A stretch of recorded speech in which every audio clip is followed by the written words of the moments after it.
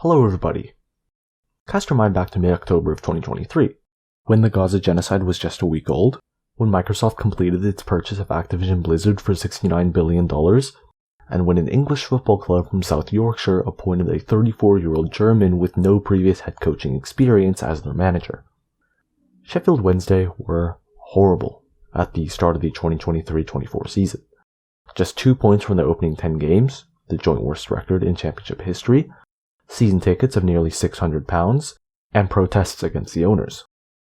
But one man was about to turn the club's fortunes on its head.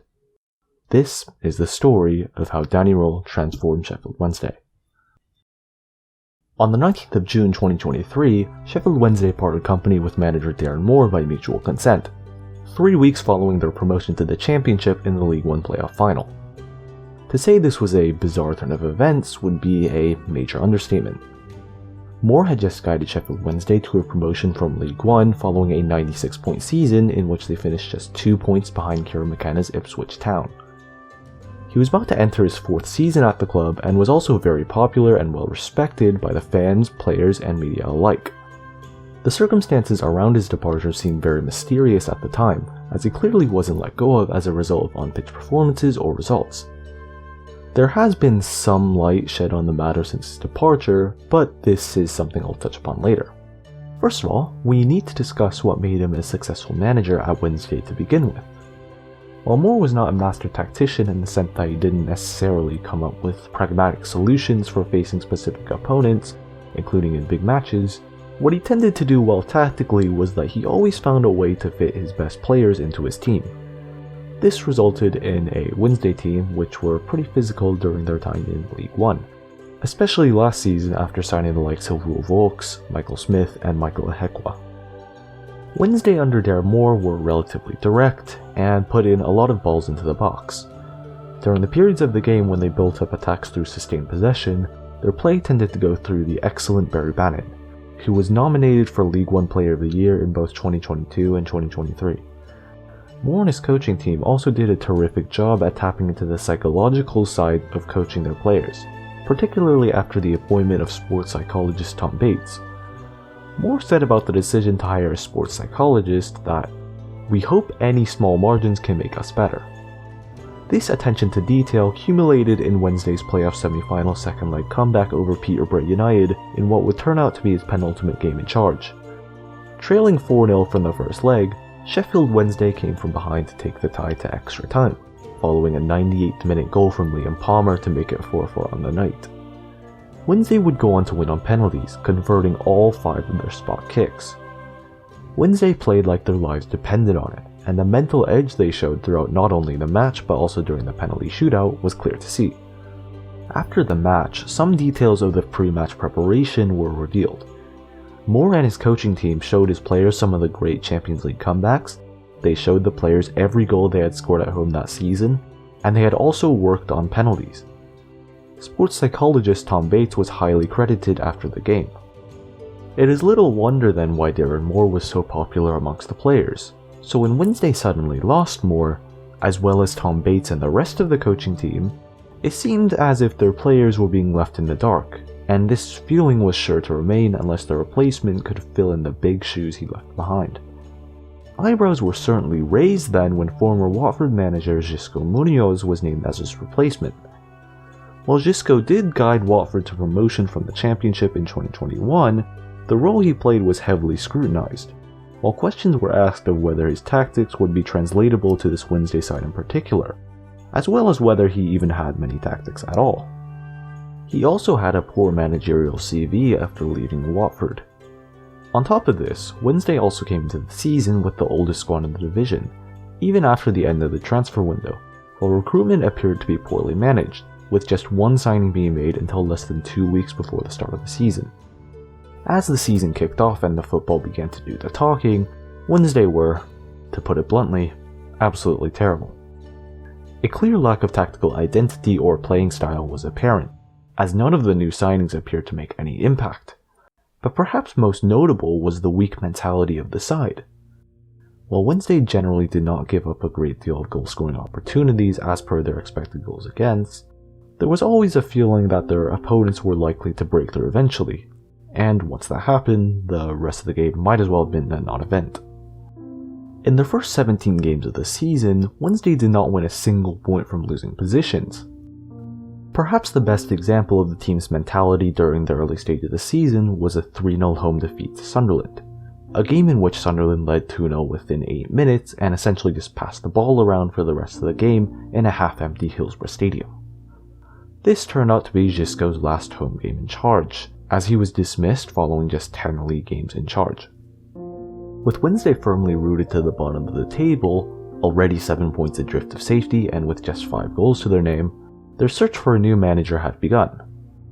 Former Luton Town manager Nathan Jones and boyhood Sheffield United fan Neil Warnock were both linked to the job, but it soon became clear who Wednesday's man was. On the 13th of October 2023, Wednesday appointed Danny Röhl as their new manager.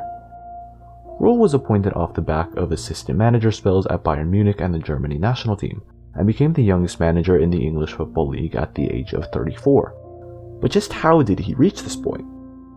As a player, Rohl spent an injury-ridden career in the German lower leagues, retiring at the age of 20.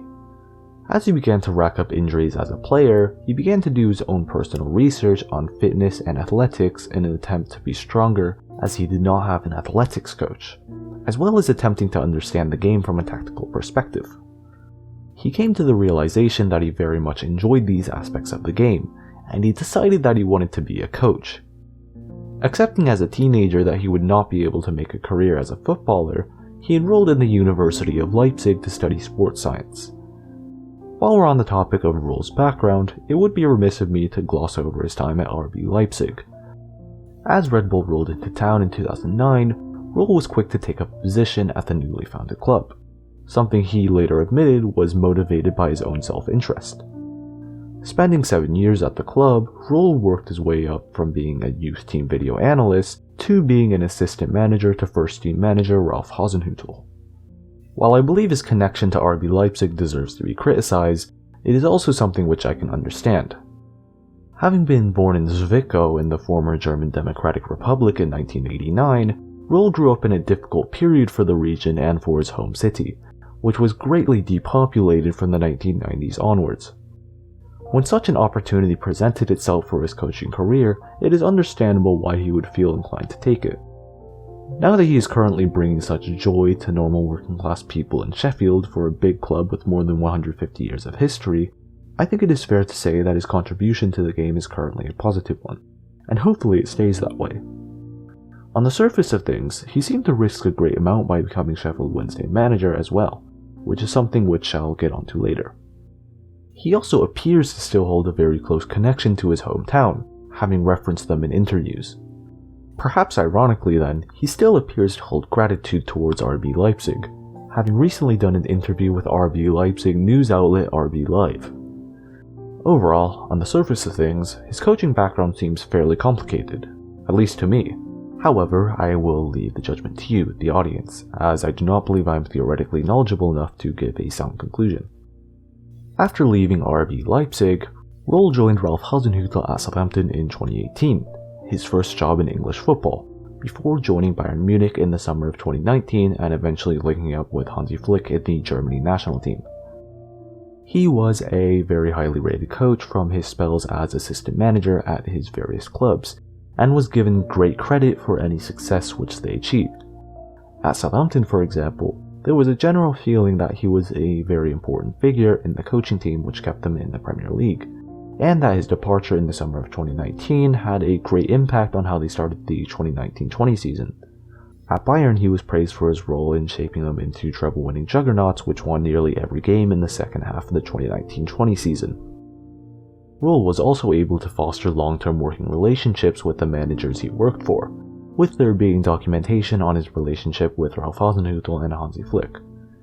Rohl kept close contact with Hasenhüttl after their departure from RB Leipzig, before he became the only member of Hasenhüttl's coaching team at RB Leipzig who joined him at Southampton. Hansi Flick earlier this season met with Rohl following a game against Plymouth Argyle at Hillsborough Stadium which he attended, suggesting that they still have a very close relationship. So this is all well and good, but why did he choose to take charge of Sheffield Wednesday? Not only were the club doing poorly on the pitch, but also off of it as well. There was mass discontent amongst Wednesday fans against the owner Dave Chansiri. As mentioned earlier, season tickets costed nearly £600, the most expensive in the division, something which received great backlash at the time. Protests occurred at Wednesday matches at Hillsborough Stadium against Chansiri's ownership of the club, leading to Chansiri to threaten to not put any more money into the club. This all led to a very toxic atmosphere off the pitch, something which one would think may dissuade a rookie manager from taking charge. One aspect which I speculate may be a reason that he took charge is that he likes the city of Sheffield, a city which has many similarities to his hometown. Rohl has reportedly been enjoying his time in the city, saying in an interview with ITV that he has taken enjoyment out of exploring it and taking it in. With specific regards to the club, Rohl has generally been given great freedom to bring in his own coaches and to implement his methods across the club overall, while also possessing responsibilities which go beyond just coaching, with this club building aspect being something he had learned from his time at RB Leipzig. Speaking to German sports magazine Kicker, Rohl stated that he was involved in all transfers, all contract extensions, and even in booking hotels. Rohl also signed a contract for just 1.5 seasons, which would allow him to leave relatively easily if things off the pitch became a big issue. So to sum things up, Rohl inherited a team who were playing incredibly poorly and who did not believe in themselves, at a club with a very bad atmosphere around it, and where there were protests and mass discontent with the ownership. Seeing as he had no previous managerial experience, this appointment was seen by many as a big risk, and perhaps rightfully so. It can be very difficult for a rookie manager to be thrusted into these conditions in their first ever managerial post, and to get their team fired up and playing in the same way that one would expect a more experienced manager to, like for example Neil Harris or Alex Neil. In the championship this season, there were 2 other rookie managers who were appointed mid-season who did not have any previous experience being employed by the clubs they took charge of, in Joe Edwards at Millwall and Ian Foster at Plymouth Argyle. Both of them majorly struggled and were sacked before the end of the season. Rohl has even admitted that he believes that there are managerial positions with conditions which would be easier for a rookie manager to apply their trade in. Speaking later on about when he was first appointed, Rohl stated that he wasn't sure himself how many people believed that they could stay in the championship, reflecting the mentality which I spoke about earlier. Rohl heavily prioritized the morale of his team and took up methods to foster a positive environment around it. For example, when players were injured, Rohl would take steps to keep them close to the first team to minimize the sense of alienation which could be caused by injuries, something which Rohl would have experienced from his playing days. Upon being appointed, Rohl brought with him former Manchester United and Schalke sports psychologist Sascha Lenz into his coaching team, a man he had worked with at RB Leipzig. Lenz has been highly credited with the psychological work he has done with the players, which has been key in turning around the mentality of the team in the relegation battle. Fitness was also something which was prioritized, as training intensity increased. Rohl's past study in sports science no doubt had an influence on this, as Wednesday's team became more fit overall during his reign. Immediately, Rohl became a popular figure at the club. Before his first press conference, Rohl went over to the media and shook the hands of every journalist in attendance, something which he has done before every post-match press conference since, whether Wednesday were playing home or away. Generally speaking, Rohl came across as a very positive character, with a big smile on his face in press conferences. However, he also would be straightforward and give satisfactory and sometimes brutally honest answers full of substance in interviews, rather than just waffling through them. Early on in his reign, he would often mention how he wanted his teams to follow a process, suggesting that he is a process-driven manager. The term "trust the process" is often used to describe a scenario where patience around a tactical process is necessary, which was essentially the case here. In his very first interview at the club, Rohl said that he learned about how to structure a club and how to build a successful team from Ralf Rangnick, which is something he has implemented at Wednesday. In Danny Rohl, there are bits of Ralf Rangnick, Ralph Hasenhüttl, and Hansi Flick which he has taken into his coaching and managerial methods. Everyone at the club began to buy in very early on, and it allowed Rohl to do his job with less outside pressure than someone like Joe Edwards at Millwall, for example. So just what is the tactical process that Rohl has tried to instill? Well, one of the impressive aspects of Rohl's management thus far has been his tactical maturity. Owing to his experience of being assistant manager at Southampton, he knew what it was like to be in a relegation battle, and what it took to get over the line. Something very notable about Rohl compared to Darren Moore and Xisco was that Rohl was much more of a tactician. As a result of this, it would have likely been relatively difficult at first for the Wednesday players to take in and fully grasp his coaching ideas, because they simply wouldn't have been used to being managed by a tactician. Initially, Rohl employed a fairly rudimentary 4-2-2-2 formation, something which was relatively simple to coach, before eventually implementing a hybrid between a 3-4-2-1 and a 4-3-3 shape. Throughout most of Rohl's time in charge of Wednesday so far, Wednesday have been generally defensive-minded, especially early on. This, in my view, is quite sensible. Wednesday, as I mentioned earlier, were actually not too bad defensively in terms of expected goals against, with the bigger issues being their attacking threat and the mentality of the side.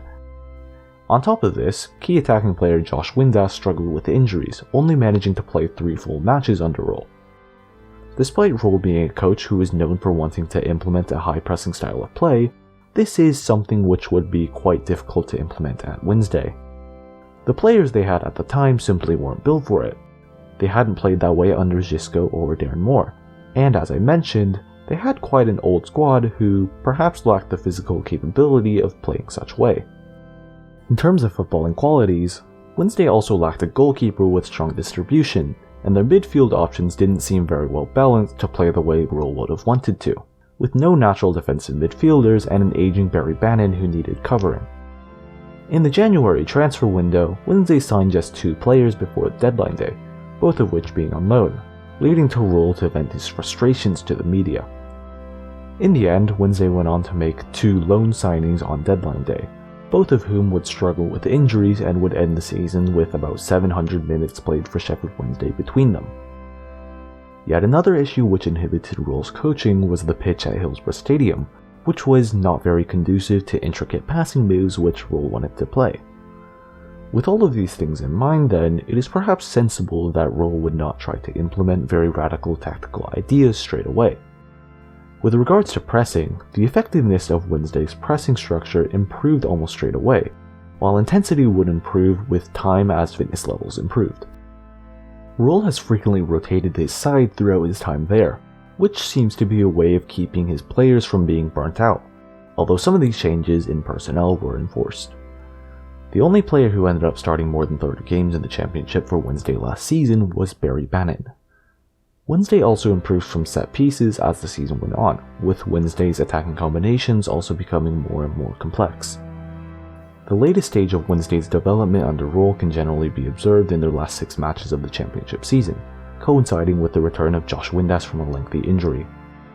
During these games, Wednesday played a hybrid between a 3-4-2-1 and a 4-3-3.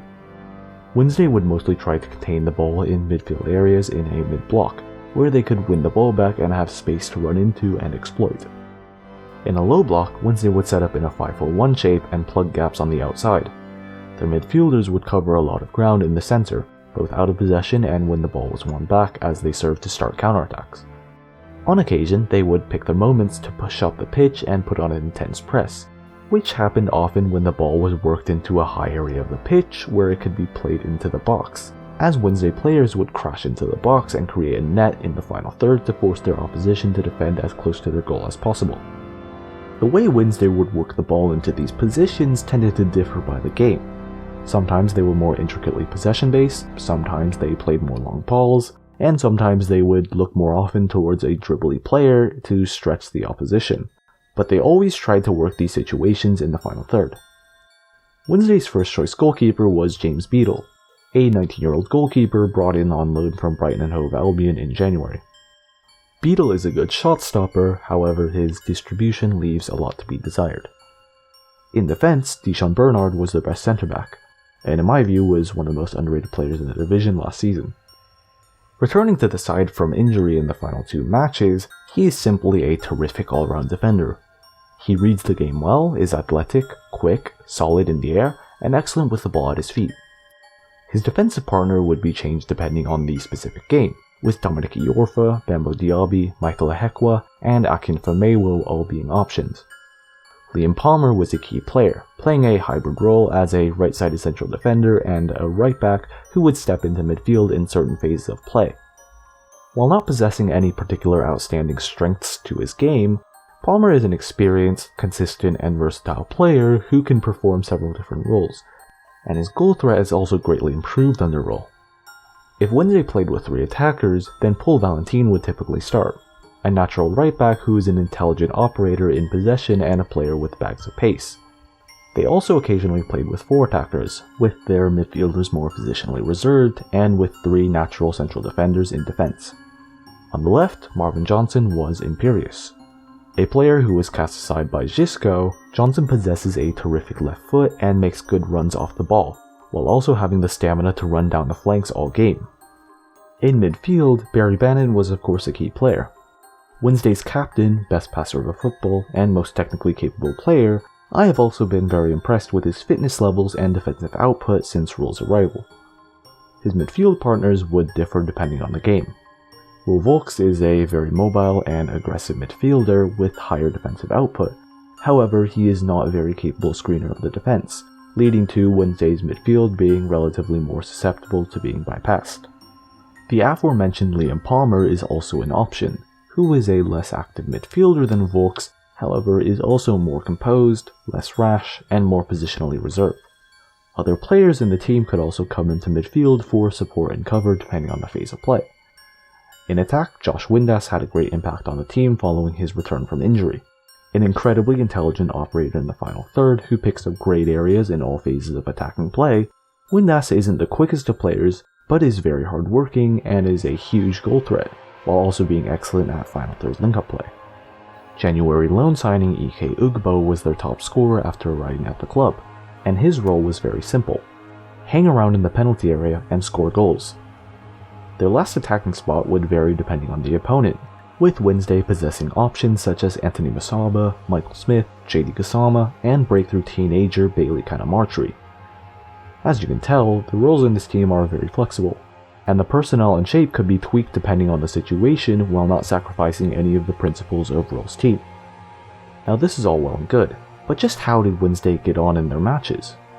Initially, Wednesday continued to struggle, losing 5 of their first 6 matches under Rohl with their only points coming in a 2-0 home win over a poor Rotherham United side. Windsor were left rooted to the bottom of the table, 10 points from safety. Despite this, the signs of improvement were there. Wednesday looked competitive in most of their games, which was a change from earlier in the season. They continued to do the right things, and eventually the results came. A 1-1 draw with league leaders Leicester before a run of 5 wins from 8 games across the festive period saw Wednesday believing. This uptick in form coincided with the return to fitness of Marvin Johnson, who made 5 goal contributions during this run. 18-year-old academy product Bailey Canamartri, a player who had never played for Sheffield Wednesday's first team, was also given a chance in the starting lineup, scoring 3 goals during this run. If it weren't for the goal contributions of these 2 players, who both hadn't even played a minute of first-team football before Rohl's arrival, then Wednesday in theory would have been an entire 8 points worse off. Following their spectacular 3-1 win over Hull City on New Year's Day, Wednesday had closed the gap to survival to just 3 points. However, after defeats to Southampton, Coventry City, and Huddersfield Town, Wednesday once again found themselves in a perilous position. The defeat to Huddersfield seemed a particularly damaging one, as Wednesday looked leggy and disorganized, and fell to 4 goals from Huddersfield in the last 30 minutes. With Wednesday 8 points from safety, their next match was against Birmingham City at Hillsborough, a match which appeared to be must-win, and win they did. Wednesday's January signings of kscrubcuber, James Beadle, and Ian Poveda all came up with crucial performances, as they gained a 2-0 win to close the gap on Birmingham to 6 points. Wednesday shortly afterwards went on a 4-game winning run, with kscrubcuber coming up with 4 crucial goals in addition to his 2 against Birmingham. Somehow, Wednesday still found themselves in the bottom 3, as it became apparent that survival this season would almost certainly require an unusually high points tally. A frustrating 1-1 draw with Swansea City, sandwiched between 3 high-margin defeats against strong sides, once again left Wednesday in a perilous position. But once again, they would not let up. With 6 games remaining, Josh Windass returned from injury at a time when Wednesday needed him more than ever. Windass came into the side and immediately made a huge impact, despite not being fit to play a full match and basically playing on one leg. Wednesday's attack began to click, and it was terrific to watch. In their last 6 matches, Wednesday accumulated a non-penalty expected goals tally of about 9.5 and scored 13 goals. Wednesday scored goals from many different situations also. Having struggled to score from set pieces all season prior, Wednesday scored 4 set piece goals in their last 6 matches. They scored from loose scraps in the box, highlighting their ability to crash the box effectively, and they also scored from counterattacks and well-constructed passing moves. As I mentioned before, the system that Rohl had implemented at Wednesday could be tweaked in terms of both personnel and shape, without sacrificing the principles of the team, and Rohl did this to great effect. For example, in their match against Blackburn Rovers, Rohl started Anthony Masaba, whose pace was able to exploit the Rovers' defense on multiple occasions and led to their second goal. In their match against Norwich, the physical and aerial ability of Michael Smith caused Norwich many problems and saw him score. In their match against West Bromwich Albion, Rohl started Dominic Iorfa in central defence, who performed like a brick wall and won numerous headers. It all just seemed to click at the perfect time for Wednesday, who managed to haul themselves out of the relegation zone for the first time under Danny Rohl, following a 3-1 win at Blackburn Rovers with 2 matches remaining. In their last 2 matches of the season, Wednesday beat West Bromwich Albion 3-0 and Sunderland 2-0 to secure survival with a 20th place finish on 53 points, just 3 points ahead of Birmingham City, who were relegated. The full match replay of their final day match against Sunderland where they secured safety is available on Sunderland's YouTube channel, and I will leave a link in the description in case you would like to watch it. With that, the season was over. Wednesday were exhausted. The effort they had put in throughout their long battle in the season would have left them on their knees. However, their efforts were rewarded, and their adrenaline gave them the capacity to celebrate. Soon later, the dust settled and it was time to rest, debrief, and recharge. As one can tell, the road to safety was not easy. One of the things Wednesday struggled with under Rohl was playing against relatively strong teams, especially away from home, suffering defeats such as 6-0 at Ipswich, 4-0 at Southampton, 3-1 at Norwich, 2-0 at Leicester, 2-0 at Middlesbrough, and 2-0 at home to Leeds. The common denominator in essentially all of these matches is that they conceded early, meaning that there are 2 main issues. The first issue is their tendency to go behind early in these games. A lot of these goals came from either pullbacks or crosses from wide areas, or from shots just outside the box, which suggests that Wednesday have often not come into these games the best prepared to mark and defend their box, or to defend from wide areas. This is something which I don't believe is a big issue against other opponents, and I believe that there are a couple of reasons for this. The first is that Wednesday are able to press other opponents more effectively and contain the ball away from their own third more often, meaning they defend less against other opponents in a low block and inside their own box. Additionally, Wednesday's low block also seems less effective against the stronger teams as a result of these teams typically having more advanced attacking patterns and rotations, something which is particularly effective against an old team like Wednesday. The other issue is how Wednesday played when they were behind in these matches. Wednesday often left themselves open at the back and got killed either in transition or through direct play up the center. There are many issues with Wednesday's squad which were highlighted in these matches, like for example the lack of a natural defensive midfielder. However, it should be on the manager to minimize those weaknesses, and it feels like that hasn't always happened when Rohl's side have come up against strong sides. While he has done a remarkable job, it hasn't always been perfect from Rohl, but it is also his first season in management, so hopefully he learns from the issues with his team and comes out as a better manager for it. So, what now then? What's next for Sheffield Wednesday and Danny Rohl? Well, the first thing to address is the possibility of Rohl leaving.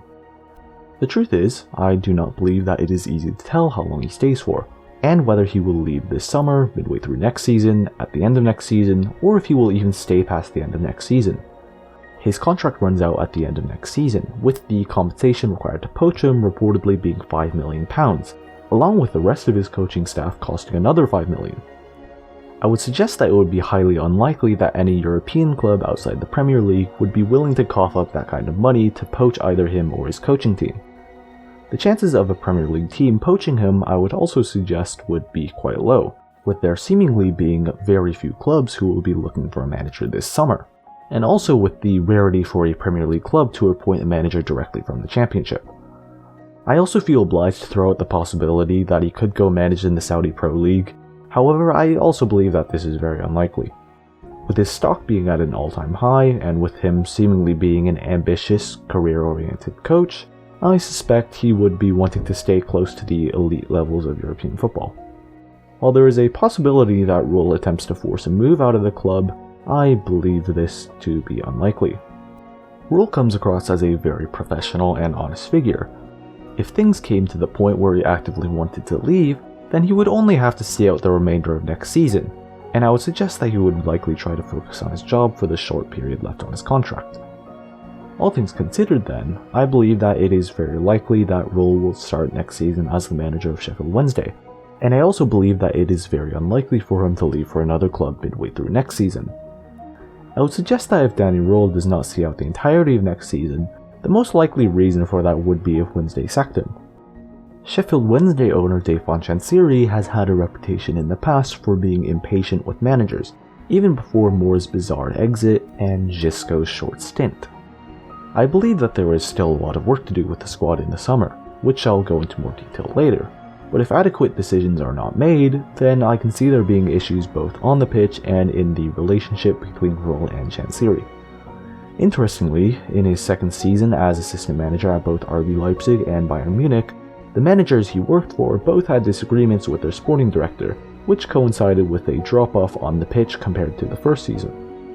Based on this then, if major disagreements do start to build up, then we can probably expect a drop-off on the pitch.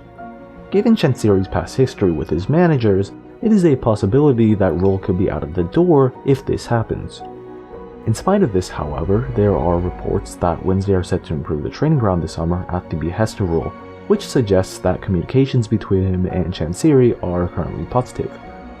In terms of how Wednesday could be looking ahead of next season, I do believe that there is a lot of work to be done to the squad, as I said earlier.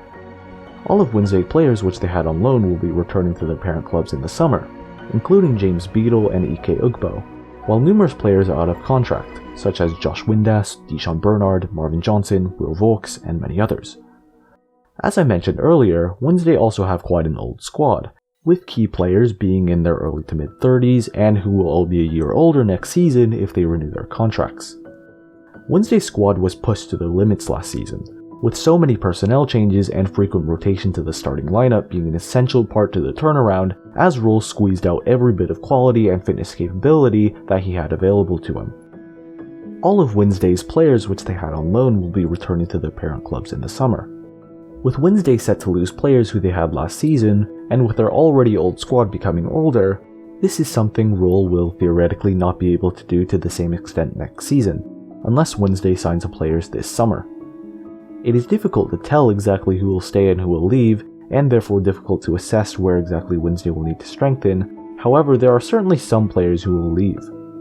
In particular, I can see both Dijon Bernard and Josh Windass leaving, both of whom have been linked to moves elsewhere.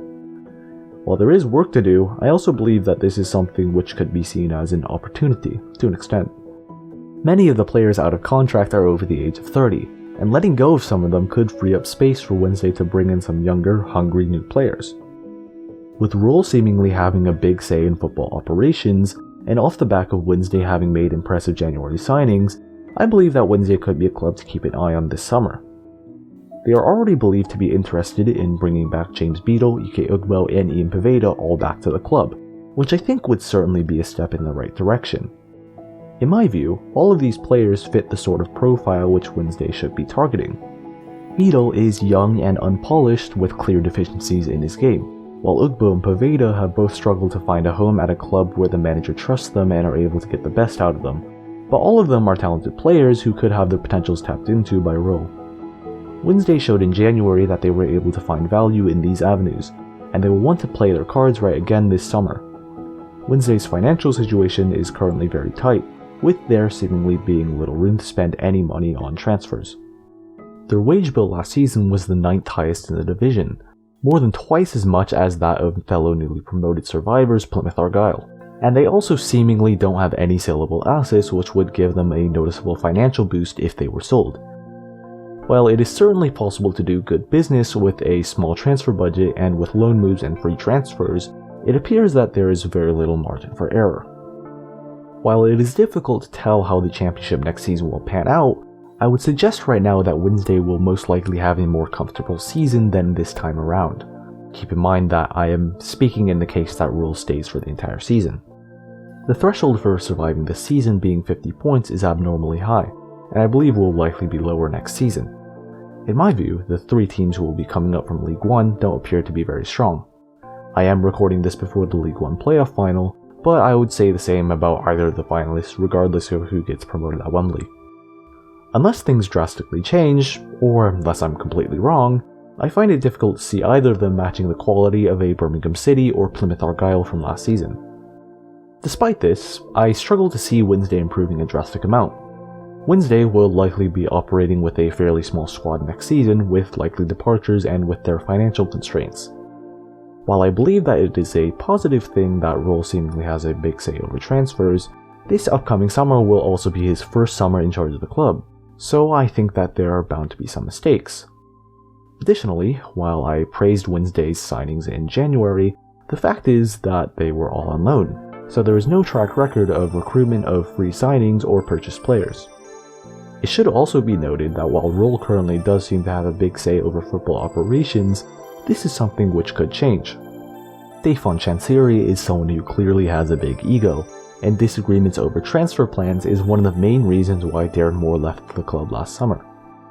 As I mentioned earlier, if there does end up being friction between Rohl and Chansiri, there could very well be a drop-off in results on the pitch. Additionally, the rest of the division, at least right now, appears to be generally in good shape, with no club who seem like they will implode next season. While I spoke about new players, the players who are staying at Wednesday next season of course will make a difference as well. I expect to see improvements from the likes of Anthony Masaba, JD Kasama, and Bailey Katamartri, who are all talented players but need to refine their game. Masaba in particular is someone who I think could have a terrific season. In flashes last season, he was sensational, however he was inconsistent and didn't always make the best decisions on the ball. Paul Valentin is also someone who greatly improved during Rohl's reign, and possesses the skill set to become a standout player in his system. I also expect Barry Bannon to stay. A Sheffield Wednesday modern legend, his legs don't seem to be falling apart anytime soon, even at the age of 34. The way he has changed his game from being an attack-minded playmaker who dictated games to being more of an out-and-out number 8 has been quite fascinating to see, and his leadership and quality will be vital to the team if he stays. I would also like to note that with Sheffield United being relegated from the Premier League, both Wednesday and United will be in the same division next season. If Wednesday don't have a spectacular season otherwise, then these two derby matches could be an opportunity for them to set things straight. The last time Wednesday beat their cross-city rivals was all the way back in 2012, 12 years ago. In the case that Rohl does stay until the end of next season, he has the option to either leave at the end of his contract or to renew it. Now this will likely depend on circumstances in the future, which is very difficult to predict. However, I would suggest that it is more likely that he would be in a position where he would want to leave rather than to renew his contract. If he sees out next season, then his stock will likely still be very high, and I can certainly see clubs sniffing around for him, most likely in either England or Germany. The chances of him receiving an offer from a club which would be seen as a more attractive club to be the manager or head coach of, I think is very high. There has already been interest shown from both Sunderland and Hull City. While I mentioned earlier that some of the reasons Rohl took charge of Wednesday in the first place are seemingly unorthodox, I can't see those reasons being as big of a factor while his stock is relatively higher and when he's far more sought after as a manager.